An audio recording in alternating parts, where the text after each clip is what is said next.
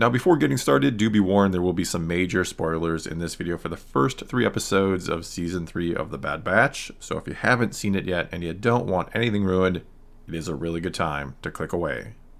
Alright, so I think I gotta start this off by quickly talking about what I think were, shall we call them, the 2 biggest problems, or maybe weaknesses with the first couple seasons of The Bad Batch. Keeping in mind that, by and large, I like and enjoyed those first 2 seasons quite a bit. I've been a pretty big fan of the show overall.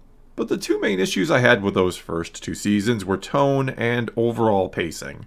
I felt like the tone of the show tended to be all over the place, where one episode you'd have almost this wacky, fun, one-off adventure of the week style show or episode, where they'd take some random mission and crazy antics would ensue, and then you'd suddenly, the next week, get this very intense, very somber and heavy Crosshair episode where he's coming to terms with the reality of his situation and his choices, picking the Empire over his brothers, and where that has led him. And though both could, and I think do for the most part, work in their own respect, and I hate to use the term filler for those more fun, one-off episodes, especially because that term very much has developed a negative connotation around it, and I don't necessarily want to condemn those more fun episodes by any stretch. A lot of them were fine, if not good, and did in the end add some characterization or their own piece to the overall story, but they did still mess with that overall pace and or feel of the show. And so I always felt like The Bad Batch, the show itself, was on the verge of being something truly excellent if it could just remain more consistent with that tone and slow down certain aspects and perhaps focus a bit more on the main story and kind of let the whole thing breathe more at times rather than usually kind of sticking to this every episode being its own mini story.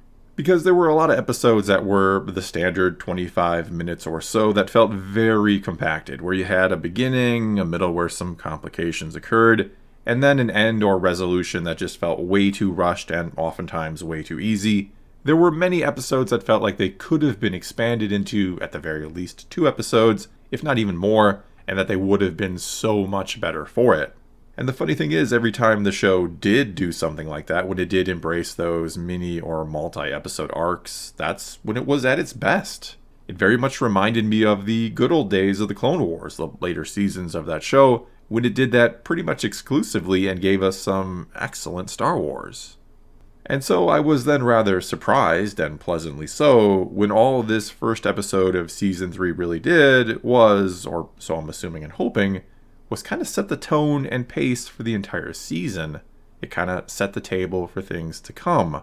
I mean, nothing really happened in the episode, and I don't mean that in a bad way, but nothing really happened other than showing us the situation Omega and Crosshair find themselves in, and how those situations are the same yet contrast. How their current attitudes are so different, how Omega is still full of hope, as we would expect her to be, and she's hell-bent on escaping and making sure Crosshair gets out of there as well. But Crosshair has completely given up at this point, and we can understand why. He has accepted his fate. But if he did get the chance to escape, he'd gladly and easily take it and leave Omega behind, even telling her as much. And telling her that he's not one of them, he's not like her brothers. Though I do think partly he tells her this because if she does get the chance to escape, some way, somehow, he doesn't want her to waste it or squander it by trying to get him out too. I think down deep, he's a bit more like his brothers than he realizes. I think he really does, or will especially come to, care about Omega.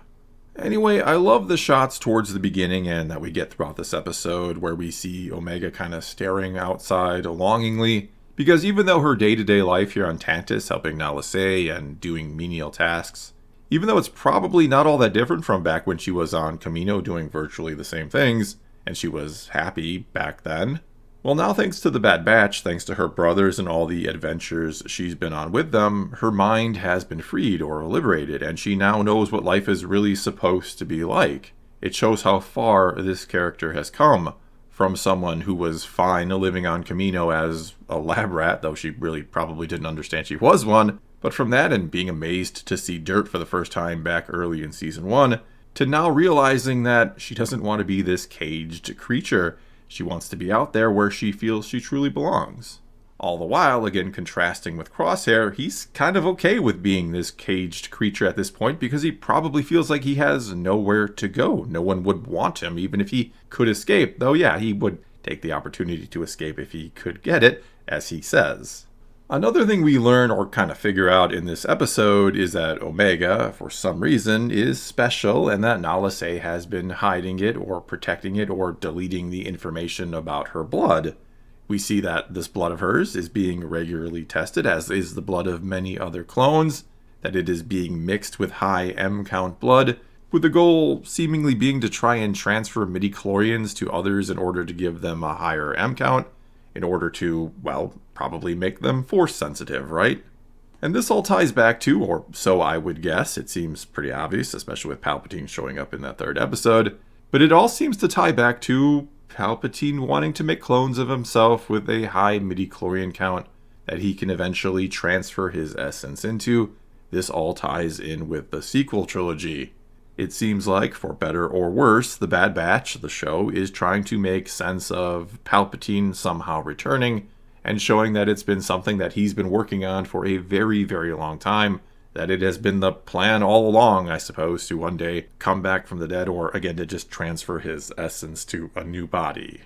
And though, sure, we could debate about how good or bad this is that they're tying everything to the sequels now, I'm going to set that aside and continue to just talk about these episodes as they were. And like I said, there's not much more to the first episode in terms of things happening beyond Omega and her new pet Batcher. And I think we all saw from a mile away that developing this relationship and then him being released later in the episode, that it would come back to play later on, that he would help her escape somehow or survive in this jungle with these creatures, as the crashed ship we saw at the very beginning would also play a factor in somehow as well. There's just no way these two things wouldn't play into her eventual escape, and they did or would. But that's not a complaint, that's just how these things work, right? Oftentimes you can see the setup before it happens. Nothing is put into an episode without a place or a purpose, or for a reason later down the road. And so overall, I very much enjoyed this first episode. I thought this was the perfect way to set up the season. Again, by establishing the tone and pace and letting the story breathe, letting us get a sense of how these characters actually feel before we just get thrust into adventure. The second episode then was The Bad Batch, or should I say just Hunter and Wrecker at this point. They're all that's kind of left, or they're the ones still not doing other things. It was them following a lead that they hoped would take them to Dr. Hemlock, who would of course lead them to Omega, and well, you get the picture. And they got this lead or this information after doing a job for some Deveronians, which was a pretty solid scene in the first half of this episode, or at the beginning of the episode. And it also turns out this was a mission that we didn't have to see them do or accomplish. Though I feel like in an earlier season, we probably would have got an entire episode of them doing this job in order to kill a little time or to fill out an episode. And hopefully this is another sign or indication that those, for a lack of a better name, that those more filler-ish episodes will be far less or kind of non-existent this season. That we're going to stay a lot more focused on the main story. Even though, sure, this second episode is probably still going to be called filler by some, since, it was not a dead end that they ran into, but they only found a small clue to the next place that they have to search, which is a sector that was mentioned in some of the information they recovered from the abandoned or bombed base that they did find. And overall, you could say this episode was just them on a planet having to avoid the flood from Halo, or at least that's what they kind of reminded me of. Though I think since this was sandwiched between the other two episodes and that they were all released or given to us at the same time so we could watch them back to back to back, I don't think it felt anywhere near, let's say, as bad to get this episode, since you could just go on to the next one right after it. You didn't have to wait an entire week to get the next part of the story.